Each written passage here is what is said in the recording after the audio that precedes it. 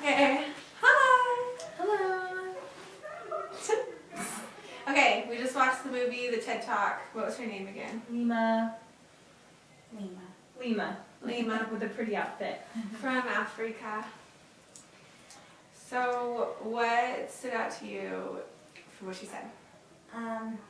Personally, I almost wanted to cry watching her TED Talk because a lot of the things she was saying was true, not only for the girls in Africa, but like she was saying for the girls here in America. Girls are exploited sexually every day for education or for opportunities, whether it's in the workplace, in school, or even just in their community. So yeah, definitely. That was hard.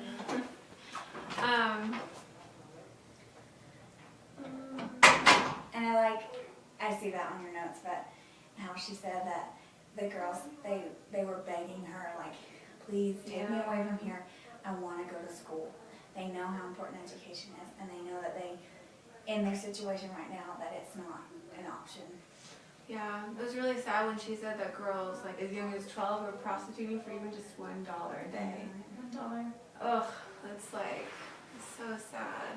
One thing I thought that was interesting was when she was talking about like that one woman that she wanted to be educated, but she needed to provide for her family still. Mm-hmm. So what she did was she would sell that water and soft drinks and then the cell phone cards. Yeah. And instead of using that money for her own education, she would give it to other girls that she could send to school. Like she said, when I see these other girls going to school, my wish of having an education is coming true.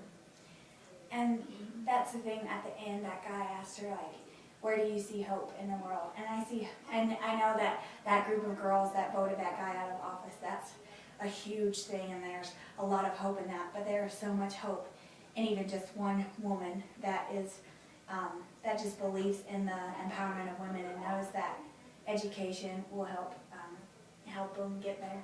Yeah, it's amazing what hope can do. Like science has even shown that people score better on tests when they're feeling hopeful versus discouraged, you know? Mm-hmm. And it's just amazing like how much of a movement can be made if people are hopeful versus like you can try your hardest, but if people aren't hopeful, nothing's gonna happen. Yeah. Yeah, I think with that too, like everyone has like the ability and like they can do it. Like you might just see a girl and be like, oh well, she can't go anywhere. But they were like talking about it, like you can unlock anything in a woman, like intelligence or passion, and when you do that, then she can do anything in the world that she wants to. Despite all of her setbacks, she was talking about women that are teen mothers that go to college. She's talking about women that are in these villages to where women are seen as inferior, but they still overcome that and they're able to do it. One of the things though that I am, like that brings questions in my mind is like, how do we do this? How do we get it to where women don't have to be afraid or don't have to worry about being sexually exploited or mistreated because of their gender so that they can fulfill their dreams? And that's the thing that it's hard to like put a plan to and put into action. Especially when it's like what's happened for so long. To change the mindset. But it is happening, like that group of girls that put that guy out of office, which I love. That's really good. Yeah. I liked at the end she said even pretty girls can vote. Yeah, that was their like theme, that group of girls. And it makes you think, because they were all mainly like prostitutes and stuff, and they were in that environment, and even with those setbacks, they can make such a difference. Women are soft. We're awesome. We're great. Yeah, it's pretty amazing how naturally unfair it is sometimes for women versus men. Like, obviously the playing field has been evened a lot in the States. I mean, it's not perfect. But in countries like Africa, and almost in some places, I'm sure they just feel like they don't even have a chance just by being born a woman or a girl. Because like, we think about if girls are sexually exploited and stuff, for the most part, they have a place to go, or they have some support to where femininity and womanhood is seen as such in the States, to where if we know about something like that happening, that guy or even that girl, they're getting taken down. Yeah. But in places like Liberia and other countries in Africa, with it being such a patriarchal society, it's just like, oh, well, that happens. Yeah. Or that guy that was like, yeah, you can go to school, but you're gonna have sex with me every day for it. Yeah. Dang. And some people are like, well, like I that's the want price you education. have to pay. Like, At least you're going to school. at least you're going. Yeah, I'm having sex just for like $1. You have to go to school for it. Doesn't that make you feel like so grateful though that we don't have to like deal with that? Yeah. Oh yeah, this whole class has made me really like, why am I here? Like, why did I get so lucky to be born into like the situation I have, like in the States, in a wealthier area, and like being LDS and going to a school like this. Like, I feel like just being LDS alone opens up so many opportunities.